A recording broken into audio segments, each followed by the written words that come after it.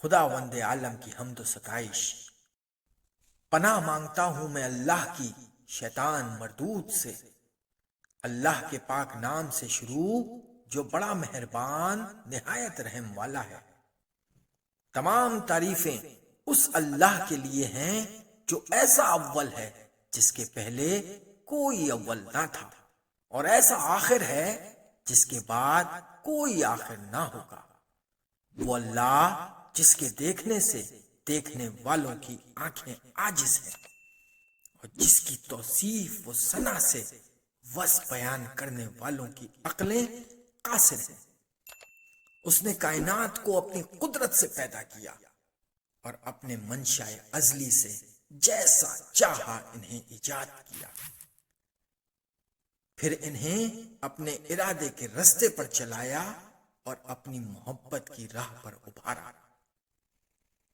جن حدود کی طرف انہیں آگے بڑھایا ہے ان سے پیچھے رہنا، اور جن سے پیچھے رکھا ہے ان سے آگے بڑھنا ان کے قبضہ اور اختیار سے باہر ہے۔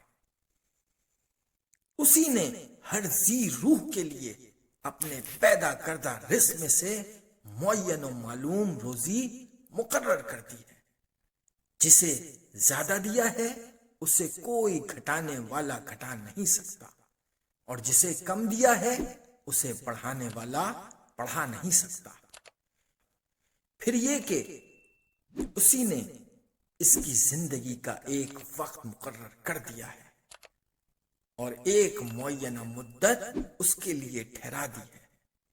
جس مدت کی طرف وہ اپنی زندگی کے دنوں سے بڑھتا اور اپنے زمانہ زیست کے سالوں سے اس کے نزدیک ہوتا ہے، یہاں تک کہ جب زندگی کی انتہا کو پہنچ جاتا ہے اور اپنی عمر کا حساب پورا کر لیتا ہے تو اللہ اسے اپنے ثواب بے پایا تک جس کی طرف اسے بلایا تھا، یا خوفناک عذاب کی جانب جسے بیان کر دیا تھا، قبض روح کے بعد پہنچا دیتا ہے، تاکہ اپنے عدل کی بنا پر بروں کو ان کی بدعمالیوں کی سزا اور نیکوکاروں کو اچھا بدلہ دے۔ اس کے نام پاکیزہ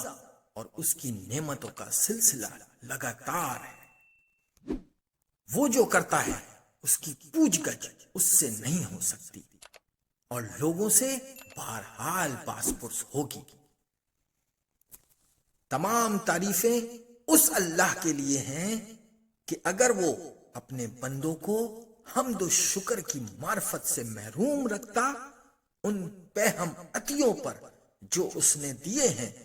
اور ان پہ در پہ نعمتوں پر جو اس نے فراوانی سے بخشی ہیں، تو وہ اس کی نعمتوں میں تصرف تو کرتے مگر اس کی حمد نہ کرتے، اور اس کے رزق میں فارغ البالی سے بسر تو کرتے مگر اس کا شکر بجا نہ لاتے، اور ایسے ہوتے تو انسانیت کی حدود سے نکل کر چوپایوں کی حد میں آ جاتے، اور اس توصیف کا مصداق ہوتے جو اس نے اپنی محکم کتاب میں کی ہے کہ وہ تو بس چوپایوں کی مانند ہیں، بلکہ ان سے بھی زیادہ راہ راست سے بھٹکتے ہوئے۔ تمام تعریفیں اس اللہ کے لیے ہیں کہ جس نے اپنی ذات کو ہمیں پہنچوایا اور حمد و شکر کا طریقہ سمجھایا، اور اپنی پروردگاری پر علم و اطلاع کے دروازے ہمارے لیے کھول دیے، اور توحید میں تنزیہ اور اخلاص کی طرف ہماری رہنمائی کی، اور اپنے معاملے میں شرک اور کجروی سے ہمیں بچایا۔ ایسی ہم جس کے ذریعے ہم اس کی مخلوقات میں سے حمد گزاروں میں زندگی بسر کریں، اور اس کی خوشنودی و بخشش کی طرف پڑھنے والوں سے سبقت لے جائیں۔ ایسی حمد جس کی بدولت ہمارے لیے برزخ کی تاریکیاں چھٹ جائیں، اور جو ہمارے لیے قیامت کی راہوں کو آسان کر دے، اور حشر کے مجمع عام میں ہماری قدر و منزلت کو بلند کر دے، جس دن ہر ایک کے کیے کا بدلہ دیا جائے گا، اور ان پر کسی قسم کا ظلم نہ ہوگا، جس دن کوئی دوست کسی دوست کے کچھ کام نہ آئے گا اور نہ ان کی مدد کی جائے گی۔ ایسی حمد جو ایک لکھی ہوئی کتاب میں ہے، جس کی مقرب فرشتے نگہداشت کرتے ہیں، ہماری طرف سے بہشت بری کے بلند ترین درجات تک بلند ہو۔ ایسی حمد جس سے ہماری آنکھوں میں ٹھنڈک آئے، جبکہ تمام آنکھیں حیرت و دہشت سے پھٹی کی پھٹی رہ جائیں گی، اور ہمارے چہرے روشن و درخشاں ہوں، جبکہ تمام چہرے سیاہ ہوں گے۔ ایسی ہم جس کے ذریعے ہم اللہ تعالیٰ کی بھڑکائی ہوئی اذیت دہ آگ سے آزادی پا کر اس کے جواہر رحمت میں آ جائیں۔ ایسی ہم جس کے ذریعے ہم اس کے مقرب فرشتوں کے ساتھ شانہ بشانہ بڑھتے ہوئے ٹکرائیں، اور اس منزل جاوید و مقام عزت و رفعت میں جسے تغیر و زوال نہیں، اس کے فرستادہ پیغمبروں کے ساتھ یکجا ہو۔ تمام تعریفیں اس اللہ کے لیے ہیں جس نے تخلیق و پیدائش کی تمام خوبیاں ہمارے لیے منتخب کی، اور پاک و پاکیزہ رزق کا سلسلہ ہمارے لیے جاری کیا، اور ہمیں غلبہ و تسلط دے کر تمام مخلوقات پر برتری عطا کی۔ چنانچہ تمام کائنات اس کی قدرت سے ہمارے زیر فرمان اور اس کی قوت و سربلندی کی بدولت ہماری اطاعت پر آمادہ ہے۔ تمام تعریفیں اس اللہ تعالیٰ کے لیے ہیں جس نے اپنے سوا طلب و حاجت کا ہر دروازہ ہمارے لیے بند کر دیا، تو ہم اس حاجت و احتیاج کے ہوتے ہوئے کیسے اس کی حمد سے عہدہ براں ہو سکتے ہیں، اور کب اس کا شکر ادا کر سکتے ہیں؟ نہیں، کسی وقت بھی اس کا شکر ادا نہیں ہو سکتا۔ تمام تعریفیں اس اللہ کے لیے ہیں جس نے ہمارے جسموں میں پھیلنے والے اعصاب اور سمٹنے والے عضلات ترتیب دیے، اور زندگی کی آسائشوں سے بہرہ مند کیا، اور کار و کسب کے اعضاء ہمارے اندر ودیت فرمائے، اور پاک و پاکیزہ روزی سے ہماری پرورش کی، اور اپنے فضل و کرم کے ذریعے ہمیں بے نیاز کر دیا، اور اپنے لطف و احسان سے ہمیں نعمتوں کا سرمایہ بخشا۔ پھر اس نے اپنے احکام و امر کی پیروی کا حکم دیا تاکہ فرما برداری میں ہم کو آزمائے، اور نواہی کے ارتکاب سے منع کیا تاکہ ہمارے شکر کو جانچے، مگر ہم نے اس کے حکم کی راہ سے انحراف کیا اور نواہی کے مرکب پر سوار ہو لیے۔ پھر بھی اس نے عذاب میں جلدی نہیں کی اور سزا دینے میں تاجیل سے کام نہیں لیا، بلکہ اپنے کرم اور رحمت سے ہمارے ساتھ نرمی کا برتاؤ کیا، اور حلم و رافت سے ہمارے باز آ جانے کا منتظر رہا۔ تمام تعریفیں اس اللہ کے لیے ہیں جس نے ہمیں توبہ کی راہ بتائی، کہ جسے ہم نے صرف اس کے فضل و کرم کی بدولت حاصل کیا۔ تو اگر ہم اس کی بخششوں میں سے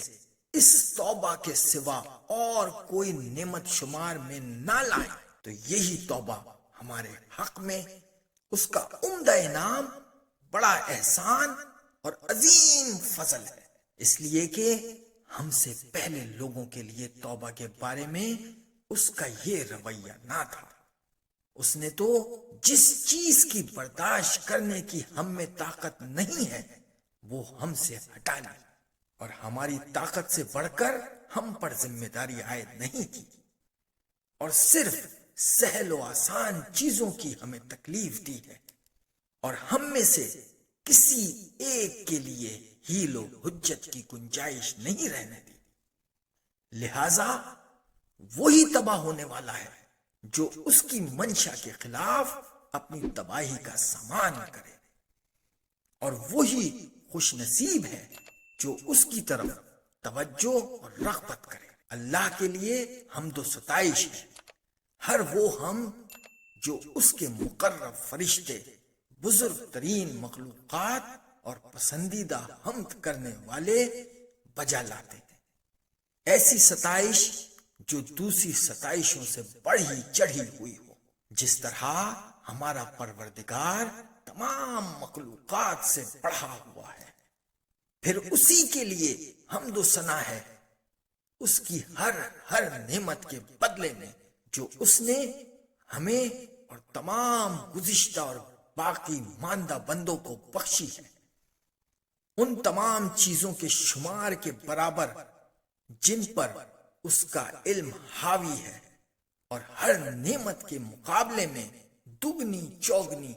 جو قیامت کے دن تک دائمی اور ابدی ہو۔ ایسی حمد جس کا کوئی آخری کنارہ اور جس کی گنتی کا کوئی شمار نہ ہو، جس کی حد نہایت دسترس سے باہر اور جس کی مدت غیر مختتم ہو۔